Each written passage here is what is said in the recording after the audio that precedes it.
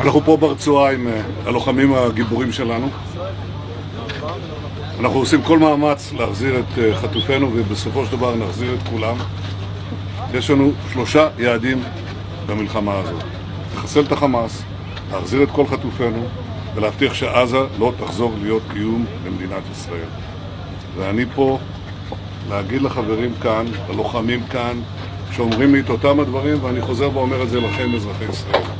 אנחנו ממשיכים עד הסוף, עד הניצחון.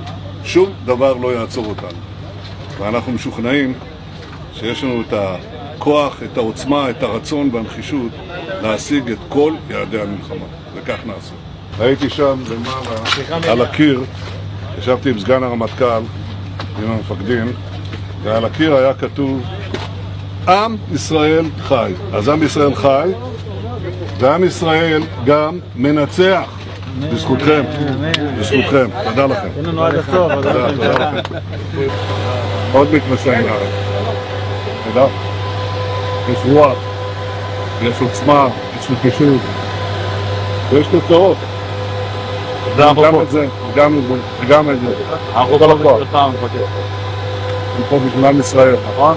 אני אומר לך, כמו שאמרתי לביידן, אנחנו הולכים לעשות את זה, להשלים את זה, שלא יהיה לאף אחד ספק. לא מבחינת רק הכוונה, אלא גם היכולת.